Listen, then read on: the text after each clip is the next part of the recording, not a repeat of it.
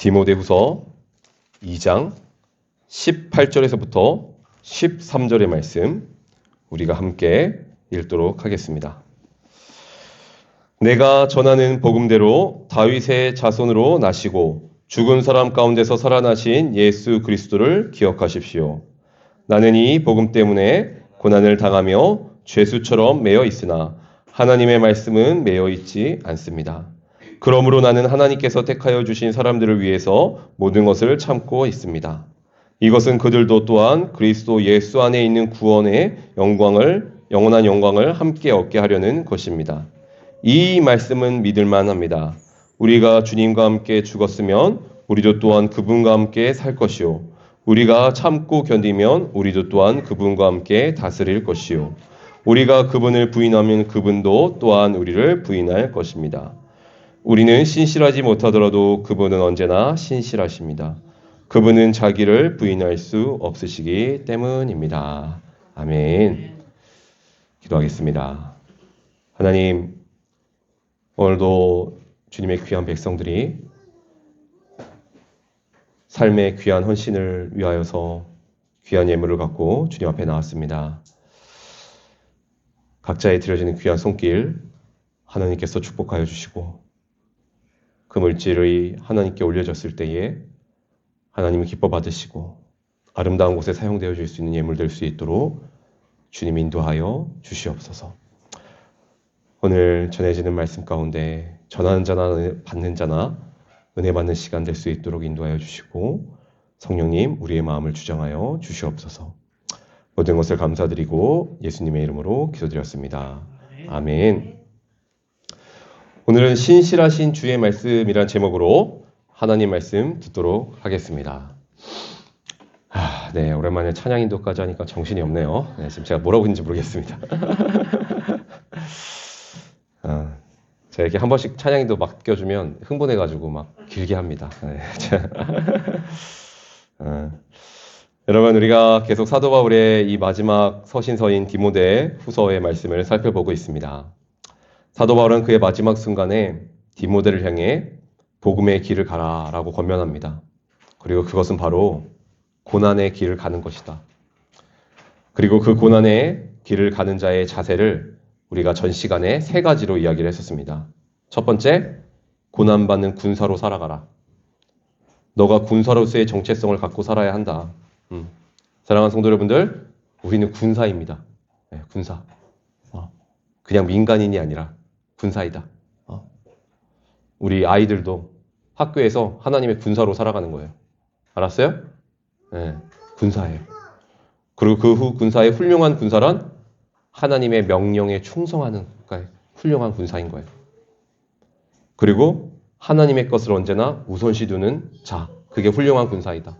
두 번째, 규칙을 준수함으로써 면류관을 얻는 운동선수가 되라. 세 번째, 수고의 열매를 먼저 받는 것을 믿는 농부로 살아가라. 이것이 바로 우리가 고난 가운데 가는 사도 바울의 권면이었고 마지막에 그가 이렇게 메시지를 전했죠. 늘 마음속에 기억하며 살아가라. 이것을 뭐라고요? 늘 마음속에 기억하고 살아가라. 네. 이것이 바로 우리가 저번 시간에 나눴던 사도 바울의 권면이었습니다. 사도 바울은 계속해서 오늘 디모데가 좋은 군사로서 이 고난의 길을 가는데 그에게 또 3가지를 나눠 권면을 하며 오늘 8절부터 이야기를 합니다. 먼저는 첫째, 무엇을 말하냐? 고난의 길을 가는 너가 복음을 날마다 기억해야 한다라고 말씀을 전합니다. 뭐라고요? 고난의 길을 간 너가 복음을 날마다 기억해야 한다. 오늘 7절의 말씀이니까 이렇게 말합니다. 우리 함께 읽을까요? 시작! 내가 전한 복음대로 다윗의 자손으로 나시고 죽은 사람 가운데서 살아나신 그리스도를 기억하십시오. 7절에 이 기억하다. 사도 바울이 디모데에게 이것을 기억하라라고 말을 해요. 이 기억하다라는 것은 그 전절인 7절에서 생각하다라는 이 단어를 이어서 또 8절에도 기억하라라는 것을 강조해요. 생각하다, 기억하다. 이것을 계속 반복하고 있다라는 것이에요. 왜 그럴까? 여러분, 우리가 계속 기억하고 생각해야 되는 이유. 우리가 복음을 늘 기억하고 날마다 잊지 않고 마음속에 새겨야 하는 이유. 바로 그것이 우리의 마음을 지키는 것이고 그 마음을 지키는 것이야말로 우리가 이 고난의 복음의 길을 갈 수 있는 유일한 방법이기 때문이에요. 여러분, 고난의 길은요, 좁고 힘들어요. 그쵸? 여러분, 군대가 편하다 하는 사람이 있습니까? 전 조금 편하긴 했는데, 고난의 길이죠. 여러분, 세상에 육신적인 위로가 전혀 없는 곳. 여러분, 그럴 때일수록 그 고난 속에서 우리는요, 그 길을 승리하는 방법은요, 오직 하나밖에 없어요. 그 고난이 바뀌기를 바라는 것이 아니라 나의 마음이 굳건하게 은혜 가운데 서 있는 거예요.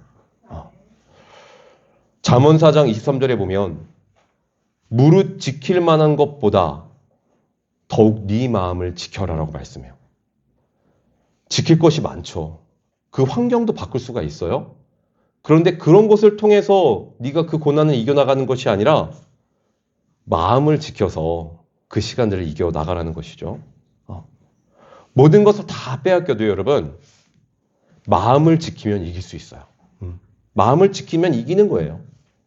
아무리 우리의 인생의 여정이 마지막에 처참하게 그 마무리가 사도 바울과 같이 감옥에 갇혀 있을지라도 그 마음 가운데 복음의 은혜로 갇혀 있으면 그것은 뭐 한 거예요? 결국 승리한 거예요.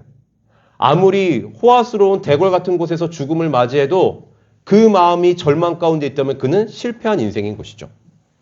마음을 지키는 자가 승리하는 거예요, 결국은. 예수님의 은혜와 복음으로 우리는 그래서 늘 우리의 마음을 지키는 것. 그것은 바로 뭐 하는 거예요? 날마다 기억하는 거예요. 그래서 8절에 기억하다라는 단어를 보면요, 이게 현재형 명령어예요. 그만큼 중요하다는 것이죠. 원어적으로는 계속해서 멈추지 말고 너의 마음을 지켜라. 복음으로 너의 마음이 한순간도 빼앗기지 않을 수 있도록 계속 그 마음을 지키라는 거예요. 그런데 무엇을 기억하고 지키라고 말합니까? 8절에? 두 가지로 이야기를 하죠. 먼저는 다윗의 자손으로 예수가 나신 것을 기억하고 두 번째로는 죽은 사람 가운데 살아나신 예수를 기억하라는 거예요. 마음속에. 첫 번째 뭐냐? 다윗의 자손으로 기억한다라는 것. 다윗의 자손으로 나셨다라는 것은 여러분 단순히 예수님이 다윗의 형을 통해서 나신 왕이다라는 것을 기억하는 것이 아니라 다윗의 자손으로 나셨다는 것은 예수님이 진짜 구약의 약속을 성취하신 진정한 메시아이라는 것을 믿으라는 거예요. 진정한 예수님만이 이 땅의 진정한 왕이요 구원자라는 걸 믿으라는 거예요. 또한 죽은 사람 가운데서 살아나심을 기억하라는 것은 무슨 말입니까? 살아나다라는 것은 이 단어가 부활하다는 뜻이에요. 그리고 현재 완료형을 쓰고 있습니다. 즉 뭘 말하냐면 주님이 저 무덤 속에 계속 죽어 계신 분이 아니라 과거에만 부활하셔서 거기 계신 분이 아니라 지금도 주님이 현재 완료형으로 뭐하고 계시다는 거예요? 부활로서 우리와 함께 하고 있다는 것을 믿으라는 것이죠. 그래서 성도는요, 늘 이 두 가지를 늘 마음속에 지켜야 돼요. 첫째, 예수님은 우리의 진짜 왕이시다. 나의 인생의 진짜 왕이시다. 우리나라의 대통령이 우리나라의 왕이 아니라 내가 누리고 있는 이 돈이 물질이 나의 왕이 아니라 누가 왕이다? 예수님이 진짜 나의 왕이시다. 그리고 그분은 정말 선지자들의 예언을 성취한 진정한 하나님이시다. 그 말씀대로 이루어지신 예수님이시다. 여러분 구약의 성경에 쓰여있는 예언들이 어떤 것들이 있습니까? 이사야서에 보면 엄청 많죠. 700년 전에 오실 왕을 이미 성경에서는 기록하고 있어요. 조언자이시다. 전능하신 하나님이시다. 어둠 속에 헤매던 백성에게 큰 빛을 보여주실 분이시다. 죽음의 그림자가 드려진 땅에서 사람들에게 빛을 비추실 왕이시다. 그분은 허물과 죄악에 갇혀있던 우리의 죄악을 담당하실 분이시다. 그 모든 예언을 이루시기 위해 오신 분이 바로 그분이시다. 구약에 보면 너무나 많은 예언들이 있어요. 하나의 왕을 가르치고 있죠. 그분이 바로 누구신 거예요? 예수 그리스도. 우리의 죽음의 그림자를 없어주실 분. 오늘도 나의 죄의 어려움들을 물러내치고 구원하실 분. 진정한 우리의 왕은 로마의 황제도 아니라 예수 그리스도 그분이시라는 것. 나의 주 나의 하나님이요. 그분이 진짜 나의 진정한 주라는 것. 그것을 우리가 정말로 믿어야 한다는 것이 늘 기억해야 된다는 거예요. 두 번째로는 왕이신 예수님이 지금도 뭐하고 있다는 걸 믿어야 돼요? 부활의 몸으로 오늘도 우리와 함께 하신다는 것을 믿어야 된다. 죽음을 이기시고 살아나신 그 하나님을 기억한다는 것은요, 지금도 그 부활하신 주님이 나와 함께 하고 있다는 것을 반드시 기억해야 된다는 거예요. 부활의 능력이 또한 예수 믿는 나에게도 동일하게 역사하고 있다는 것 또한 믿는 것이에요. 그게 바로 뭐 하는 거예요? 부활의 주님을 믿는 거예요. 여러분, 우리도요, 오늘 이 시간 당장 죽어도 우리 뭐 합니까? 부활의 은혜를 같이 누릴 수 있는 거예요. 우리는 이것을 믿어야 돼요. 주님이 부활하셨다. 날마다 이걸 기억해야 돼요. 내 삶에 늘 함께 하신다. 주님이 부활하셨다. 그치? 주님이 지금도 살아계시지. 오늘 이 시간에도 그 부활하신 주님이 나를 위해 중보하고 계시지. 나에게 지금 어려운 일이 있을지라도 주님은 부활의 은혜로 지금 나와 함께 하시지. 이것을 늘 기억하고 사는 것. 디모데에게 사도 바울은 이것을 권면하고 있는 거예요, 지금. 디모데야, 너 이거 날마다 기억해야 돼. 예수님이 진정한 이 땅의 왕이시다. 그리고 그분은 부활하신 주님이시로 지금도 너와 함께 계신다. 사랑하는 성도 여러분들, 우리 마음속에 늘 간직해야 될 기억은요, 다른 무엇이 아니라 우리의 삶의 진정한 왕이신 예수 그리스도. 그분이 부활의 능력으로 오늘 나와 함께 있다는 것. 이것을 늘 잊지 않고 뭐 해야 됩니까? 기억하려고 애써야 되는 거예요. 제가 이전에 쇼츠 중에 하나 본 제 은혜가 됐던 게 그 미국의 요양병원의 한 치매 할머니가 인터뷰를 하는데 인터뷰한 사람이 물어요. 아들의 이름이 무엇입니까? 모르겠습니다. 할머니 젊었을 때 어떤 일을 하셨습니까? 기억이 나지 않습니다. 어떤 것도 대답을 하지 못하시는 거예요. 그런데 그 인터뷰 하시는 분이 마지막에 이렇게 묻습니다. 할머니를 구원한 자는 누구인가요? 그랬더니요, 그 인터뷰에서 주저없이 답해요. 그분은 나의 아버지이신 예수 그리스도이십니다. 치매가 걸려도 잊어버리지 않는. 어떻게 그것이 가능할까요? 그분은 나의 예수 그리스도이십니다. He is my father, Jesus Christ. 다 이렇게 말하더라고요. 날마다 기억했던 것이죠. 사도 바울은 디모데에게 이 주님을 너의 마음속에 날마다 기억될 수 있도록 잊지 말고 기억하라 라고 권면을 합니다. 이게 바로 첫 번째 권면이었어요. 9절부터는 두 번째 권면을 합니다. 바로 너가 기억해야 될 것은 하나님의 말씀은 어떤 고난에서도 매이지 않는다는 것을 너는 기억해라 라고 말씀을 합니다. 우리 9절에 한번 다 같이 읽어봅시다. 시작! 나는 이 복음 때문에 고난을 당하며 죄수처럼 매여 있으나 하나님의 말씀은 매여 있지 않습니다. 아멘. 사도 바울의 현실은요, 복음을 위해 살아간 그의 현실은요, 고난이었습니다. 복음의 길을 간 그는요, 늘 고난을 당하고 심지어 지금은 죽음을 앞둔 로마의 감옥의 죄수처럼 매여 있다라고 지금 고백하고 있는 것이죠. 여기서 죄수처럼 매여 있다라는 것은 원어로 데스몬이라는 복수형 단어인데 족쇄, 사슬 같은 것을 의미합니다. 그러니까 사도 바울은 여러 차례 수감생함으로 감옥에 여러 번 갇히면서 늘 매여 있는 삶을 살아갔죠. 복음을 위해 살아갔는데 잘 풀리고 열리고 늘 승리하는 것이 아니라 사도 바울의 삶은 참으로 힘든 고난의 여정이었어요. 늘 매이는 여정이었어요. 여러분 참 이 매인다라는 이 표현이 참 싫죠, 여러분. 저희 아내가 제일 싫은 게 매여 있는 거라는 표현인데 저희 아내가 제일 싫어하는 게. 여러분 고린도후서 11장 23절에서 보면 이렇게 말하죠. 내가 수고를 넘치도록 하고 옥에 갇히기도 터많이 하고 매도 수없이 맞고 여러 번 죽을 뻔했으니 유대인들에게 40에서 하나 감한매를 5번이나 맞았으며 3번 태장으로 맞고 1번 돌로 맞고 3번 파산하고 1주야를 깊은 바다에서 지냈으며 강의 위험과 동족의 위험과 이방인의 위험과 시내의 위험과 광야의 위험과 바다의 위험과 거짓 형제들의 위험과 자지 못하고 줄이며 목마르고 헐벗고 굶주렸도다. 여러분, 이게 사도 바울의 삶이었어요. 매 순간 매 있는 삶이었어요. 그는 고난 가운데. 죽음에 매여야 됐고, 고난에 매여야 됐고, 가난에 매여야 했고, 어려움에 매여야 했어요.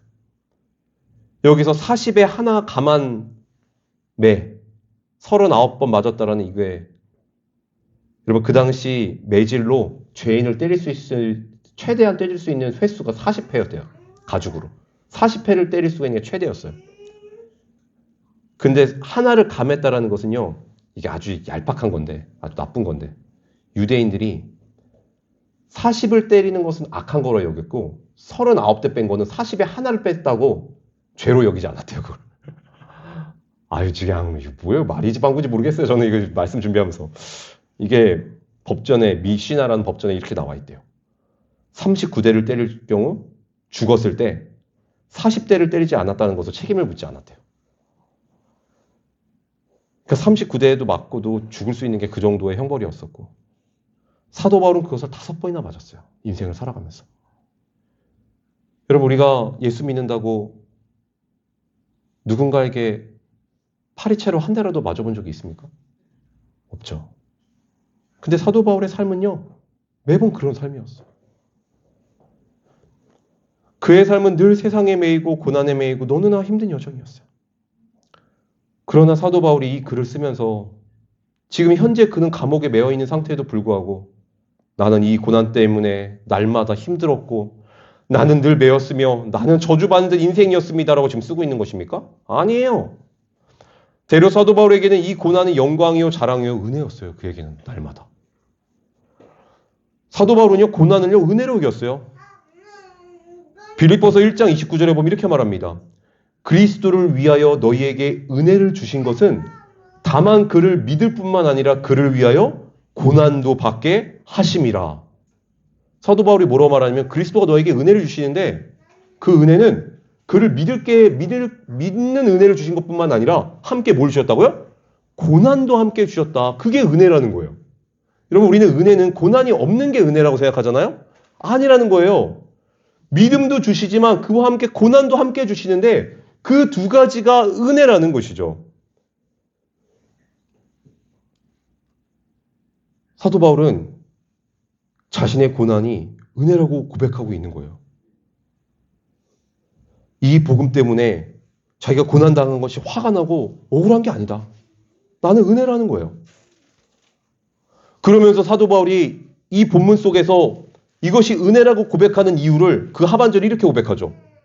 하나님의 말씀은 그 고난의 시간에도 매여 있지 않았기 때문입니다. 9절의 하반절에 이렇게 말하죠. 하나님의 말씀은 매여 있지 않습니다. 라고 고백해요. 여러분, 공동 번역에서는 이렇게 번역해요. 나는 이 복음을 위해 고통을 당해 감옥까지 갇히게 됐습니다. 그러나 하나님 말씀은 감옥에 갇혀 있는 것이 아닙니다. 여러분, 이게 참 되게 중요한 부분인 것 같아요. 자신은 이 고난의 시간에 죽음을 앞둔 이 고난의 시간, 늘 삶에 매여 있는 그런 삶 속에 고난에 갇혀 있지만 나한테 이것이 은혜인 이유는 하나님의 말씀은 매이지 않고 역사하신다라는 거예요.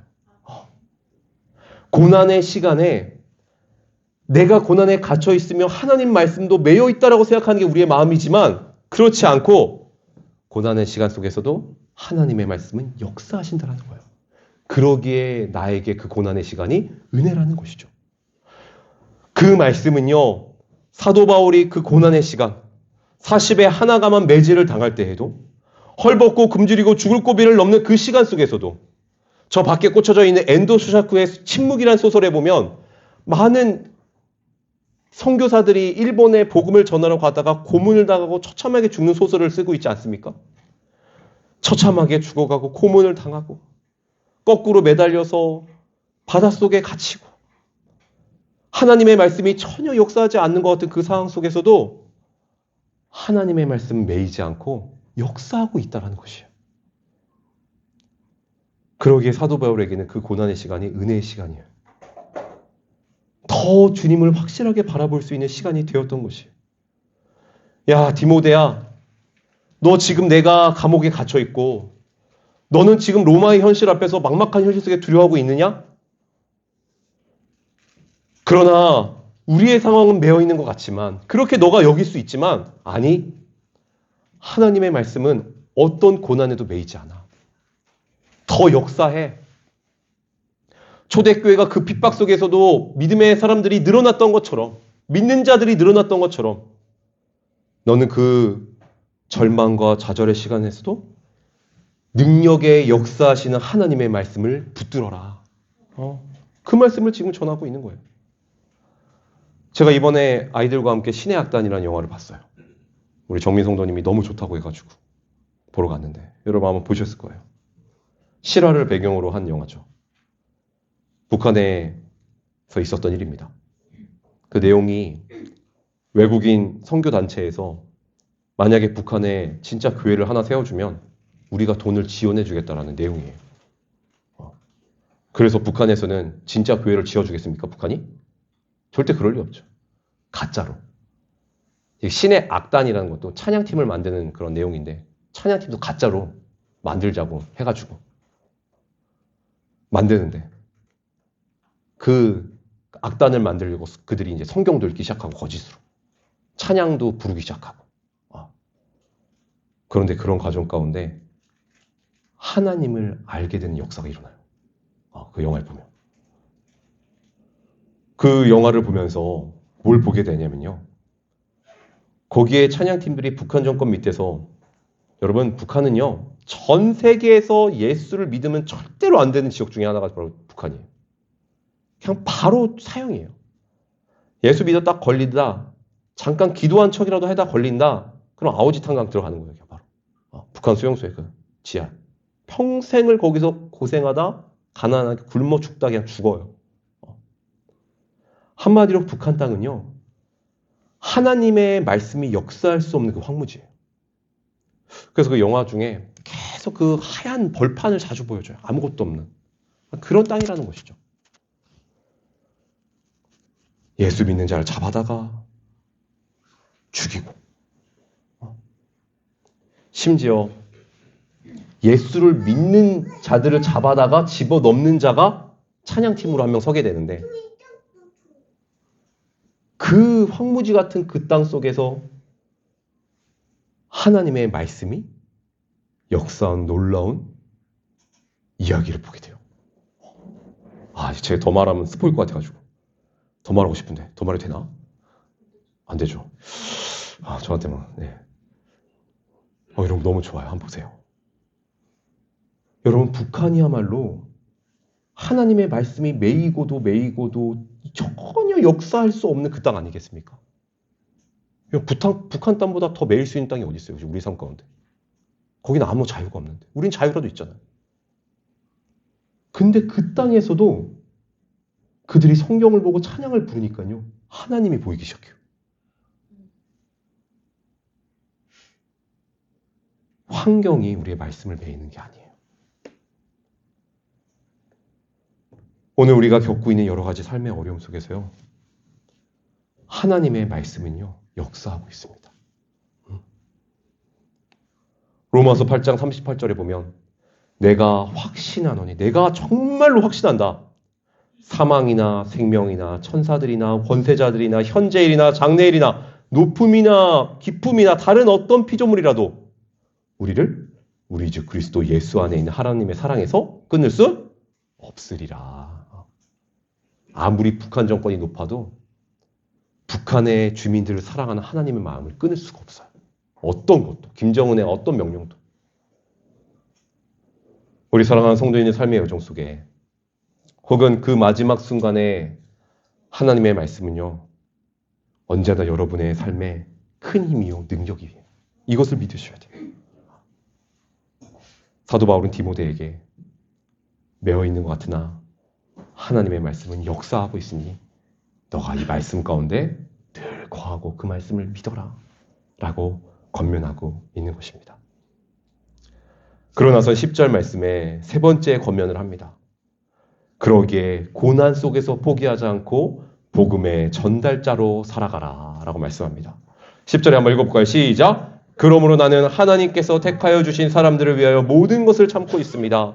이것은 그들을 또한 그리스도 예수 안에 있는 구원을 영원한 영광과 함께 얻게 하려는 것입니다. 아멘. 즉 매여져 있는 말씀의 능력이 너와 함께 하고 있기에 너가 감당해야 되는 사명 뭐죠? 주 예수 그리스도를 전하는 일. 이 사명을 멈추지 말라는 거예요. 여러분, 우리의 사명은요, 주님을 전하는 삶이죠. 그것이 우리의 삶의 목표죠. 우리가 열심히 공부해야 되는 것, 우리가 열심히 일을 하는 것, 열심히 돈을 버는 것, 그것이 우리의 사명이죠. 그것을 전하는 일에 멈추지 말라는 거예요. 그리고 그것이 무엇이냐? 그 사도 바울이 무엇보다 위대하게 말하고 있는 오늘 말씀 중에 한 부분이 모든 고난과 어려움을 참고 견디고 있다라는 말씀이에요. 10절에 보면 이렇게 말하죠. 그러므로 나는 하나님께서 택하여 주신 사람들을 위하여 뭐 한다고요? 모든 것을 참고 있습니다. 여러분, 우리는 사도 바울의 사역 가운데 그가 1차, 2차, 3차 선교여행을 떠나면서 많은 기적의 역사들, 복음으로 눈물로 성도들을 가르치고 한 위대한 것들, 여러분 그런 것들만 하나님의 위대한 사역이라고 우리는 생각은 하죠. 그러나 여러분, 사도 바울의 위대한 사역의 또 한 단면은 뭐냐면, 다른 면은 날마다 그 고난을 참고 견디는 그 일 자체. 여러분, 그것 또한 사도 바울의 위대한 사역이었다는 것을 우리는 반드시 기억해야 돼요. 여러분, 우리는 선교를 나가고 교회에서 밤을 새우고 행사를 크게 하고 사람들을 먹이고 이런 것만 하나님이 기뻐하시는 사역이라고 생각하시면요, 여러분 그렇지 않아요. 여러분, 저 북한 지하 동굴에서 지금도 예배드리고 있는 북한 백성들이 있거든요. 여러분, 그들이요 뭐 전도를 합니까? 그들이 뭐 나가서 무슨 노방 전도를 합니까? 그들이 뭐 교회를 세웁니까? 큰 교회를? 아니요. 그들이 하는 거는 오직 하나밖에 없어요. 자신들의 믿음 지키려고 아둥바둥 하는 것밖에는 없어요. 근데요, 그것을요 하나님은요 위대한 사역이라고 여기신다고요. 사도 바울의 위대한 사역 중에 하나는요, 그 고난의 시간을 참는 것. 남들 보기에는요 별거 아닌 것 같이 여겨질 수 있어요. 뭐야. 그러나 하나님은요 그것을 위대하게 보고 있다니까요. 예수 믿지 않는 가정에서 그 본인 혼자 나와가지고 어떻게든 주님 믿으려고 하는 그 모습, 그 참는 금림의 시간을 하나님은 귀하게 여기신다니까요. 제가 이번에 목회자 겨울 수련회 하는데 목사님이 참 너무 좋으시고 말씀도 잘하시고 공부도 많이 하신 분이시더라고요. 근데 제가 놀랬던 것이 설교든 중에 그분의 교회가 저희 교회 반만 하다는 거예요. 우린 생각하잖아요. 이거보다 더 작은 교회가 있을까? 근데 그분은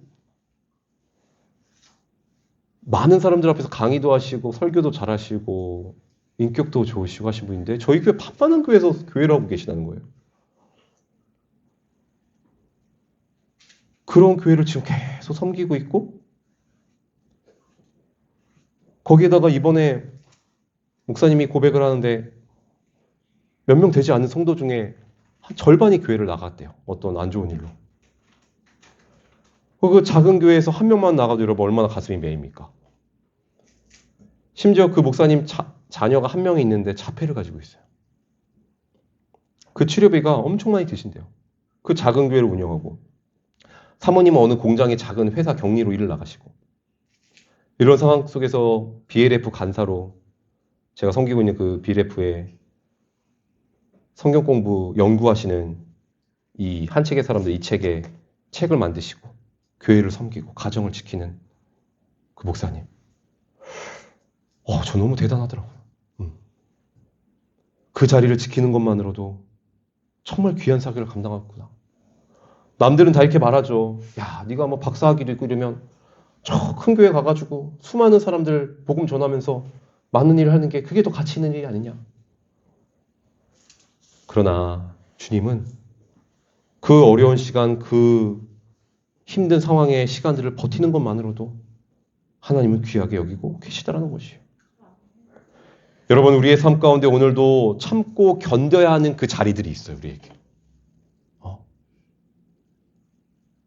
학생이면 어떤 학생의 어려움의 그 자리,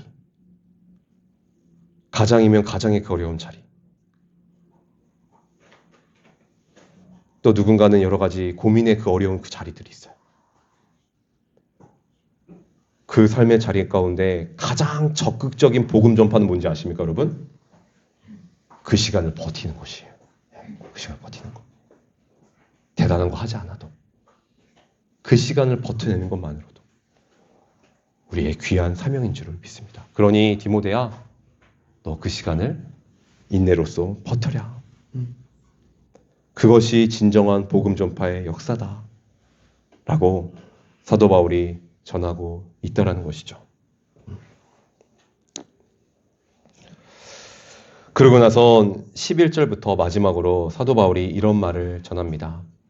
고난의 길을 가는 자는 신실하신 주님을 찬양하며 나아가야 된다라고 말씀을 합니다. 11절부터 13절까지는요. 사도 바울이요. 갑자기 그 텍스트가 찬양으로 바뀌어요. 갑작스럽게 찬양을 드려요. 11절부터 이렇게 말씀하죠. 이 말씀은 믿을만 합니다. 우리가 주님과 함께 죽었으면 우리도 또한 그분과 함께 살 것이요. 우리 다 같이 한번 읽어볼까요? 11절부터 시작. 이 말씀을 믿을만 합니다. 우리가 주님과 함께 죽었으면 우리도 또한 그분과 함께 살 것이요. 우리가 참고 견디면 우리도 또한 그분과 함께 다스릴 것이요. 우리가 그분을 부인하면 그분도 또한 우리를 부인할 것입니다. 우리는 신실하지 못하더라도 그분은 언제나 신실하십니다. 그분은 자기를 부인할 수 없으시기 때문입니다. 아멘. 갑자기요, 사도 바울이요, 디모데에게 이 고난의 길을 가야 될 그런 귀한 메시지를 전하다가 갑자기 찬양을 불러요. 아니, 왜 갑자기 사도 바울이 이렇게 찬양을 부를까 생각할 수 있지만요. 사도 바울이요, 지금 이 디모데에게 이 귀한 메시지, 이제 곧 자신이 죽을 상황을 앞두고 이 전하고 있는 이 복음의 은혜가요, 자신의 입으로 전했는데 누가 더 은혜가 됐던 거예요? 사도 바울 스스로가 은혜가 됐던 거예요. 막 그 은혜가 막 이 복음을 전하는데 하나님의 말씀은 매이지 않습니다. 하나님께서 택해준 사람들을 위해서 난 모든 것을 참고 있습니다. 이것이 나의 영광입니다. 이 메시지를 전하는데 본인 스스로가 은혜가 됐던 거예요. 그래서 이 찬양을 하고 있는데 이 찬양이요, 신학자들이 대부분 이렇게 추측을 해요. 초대교회 당시 널리 불려졌던 순교자들의 찬송시다라고 추측을 합니다. 대부분의 신학자들이. 순교자들이 불렀던 찬양을 지금 사도 바울이 부르고 있는 거예요. 우리가 주님과 함께 죽었으면 우리도 또한 그분과 살 것입니다. 내가 참고 견디면 나는 그분과 함께 다스릴 것입니다. 내가 그분을 부인하면 그분도 나를 부인할 것입니다. 내가 신실하지 못하더라도 그분은 언제나 신실하십니다. 우리가 함께 주님과 죽었으면 우리도 또한 그분과 함께 살 것이요. 여러분, 죽었다라는 것은 이건 과거형 단어인데요. 이미 우리가 예수 그리스도에 의해서 죽은 상태이죠. 갈라디아서 2장 20절에 보면 내가 그리스도와 함께 십자가에 못 박혔나니 라고 선포합니다. 여러분, 우리는요, 주님을 믿는 그 순간 뭐 한 거예요? 죽은 자가 되는 거예요. 그리고 누구와 함께 살아있는 거예요, 지금? 주님과 함께 우리의 옛 자아는 죽고 새로운 자아가 살아나게 된 것이죠. 그렇게 주님과 함께 십자가 못 박혀 죽은 자는요, 주님과 함께 그 죽는 그 순간 부활을 한다는 거예요. 살 것이요라는 것이 이 미래 시제의 단어예요. 반드시 미래에 그분과 함께 죽었던 자들은 반드시 살 것이다. 주님을 믿는 모든 자는 주 안에서 반드시 죽어도 다시 은혜를 누리게 된다라는 거예요. 또 11절에 12절에 우리가 참고 견디면, 이 견디면은 현재 시제 단어입니다. 지금 여러분, 이 현재 시제라는 것은요, 지금 계속 지속되는 것을 의미하잖아요. 이 끝날 것 같지 않은 고난을 그래도 어떻게든지 네가 버티고 견디면 뭐 한다는 거예요? 그분과 함께 다스릴 날이 반드시 온다는 거예요. 다스리다는 건 미래 시제입니다. 다스린다는 게 뭡니까? 내가 하나님과 같은 지위를 누리게 된다는 거예요. 지금 하나님이요, 이 세상을 다스리고 계시잖아요. 고난당할 때는 그 고난의 밑에 내가 종노릇하는 것 같이 여겨지지만 그렇게 수치와 어려움을 당하지만 내가 주님과 함께 다시 설 때는 역전되어서 이 땅을 다스리게 되는 역사가 일어나게 된다는 것이죠. 그러나 12절에 어떤 말씀도 나옵니까? 경고의 말씀도 나와요. 만약에 너가 주님을 부인하면, 장차 주님을 부인할 초대교회 당시 현재의 황제 숭배나 우상 숭배 이런 것들에 만약에 너네가 굴복하면 하나님도 너희를 부인할 것이다 라는 최후 심판에 대한 어떤 형벌을 경고하고 있는 메시지도 담겨져 있어요. 그러나 이 찬양의 결론은 13절로 결론이 이어져요. 한번 읽어볼까요? 시작! 우리는 신실하지 못하더라도 그분은 언제나 신실하십니다. 그분은 자기를 부인할 수 없으시기 때문입니다. 결국 뭐예요? 우리는 하나님 앞에 날마다 신실함으로 나아갈 수 없지만 누가 신실하시다는 거예요? 하나님이 신실하시다라는 거예요. 그리고 그럴 수밖에 없는 이유는 뭐라고 말합니까? 그분은 자기를 부인할 수 없으시기 때문입니다. 이게 무슨 말입니까? 새한글 설교 이렇게 말합니다. 그분은 스스로 부정하실 수 없으니까. 뭘 부정할 수 없습니까? 우리를 향한 그분의 마음을 그분은 스스로 부정할 수가 없다는 거예요. 우리를 향한 당신의 끝없는 사랑을요, 그분은요 포기할 수 없다라는 거예요. 그분의 성품이 그것이라는 거예요. 내가 신실하지 못해도, 내가 오늘 주님을 부인해도 하나님은 당신 스스로를 부인할 수 없는 분이시기에 우리를 포기하지 않는 사랑으로 오늘도 내일도 영원히 우리를 구원하신다라는 것이죠.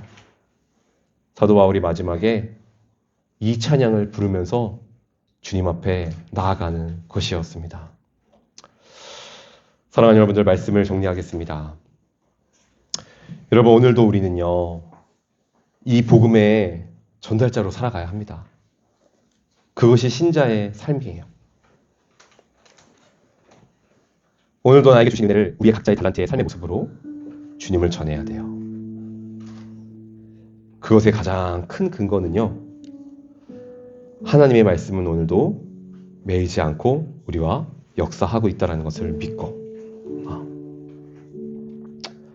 우리 마지막 찬양처럼 우리가 죽어도 주님과 함께 부활할 것을 믿으며 살아갈 때